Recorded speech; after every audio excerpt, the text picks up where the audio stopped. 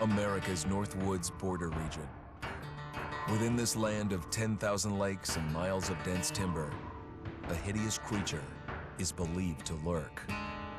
The North Woods is probably one of the last frontiers in America. There's still a lot of places in this area that hasn't been set foot by man. Monsters and mysteries exist here because it is remote. Up in the North Woods, winters are long. In times of biting cold and isolation, a devouring monster is believed to come forth. It's terrorized native people for generations. Growing up, I was told, like, don't go outside, the Wendigo will get you.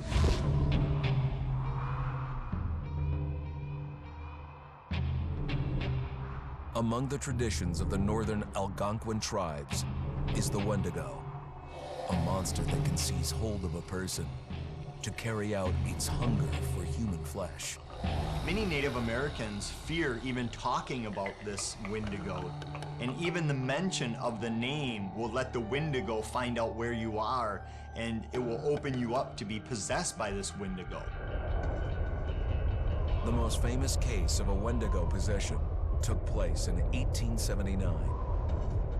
In the deep woods outside of Edmonton, Alberta. Swift Runner, a Cree Indian, was a trapper and a guide. He had left town the previous autumn with his wife, 6 children, and his mother. But when Swift Runner returned in spring, he was alone. Swift Runner came into a nearby village telling this heartbreaking tale. I had to watch them starve to death. Of his family being killed by starvation, and that he was the only survivor. My whole family gone. It wasn't hard to understand a family falling victim to a brutal winter. To even not. Yet something was suspicious about Swift Runner. Think of as food. He was a strapping man, and he came into town weighing over 200 pounds. It didn't look like somebody who had just weathered a terrible winter. He wasn't malnourished, didn't look like he was starving. He looked healthier than ever.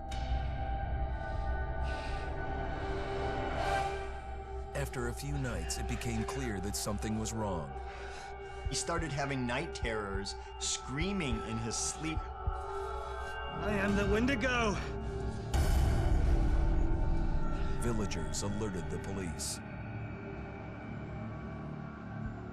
Swift Runner actually guided them back to his winter cabin. When they got there, that's when they saw the true horror.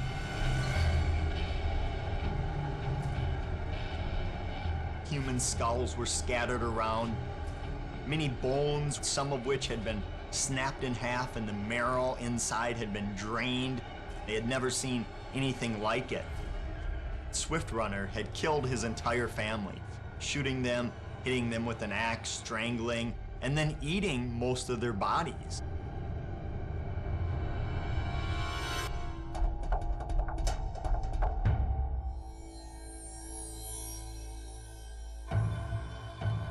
Right up until the moment the noose was on his neck, Swift Runner swore the evil spirit of the Wendigo had possessed him and twisted him into a cannibal killer.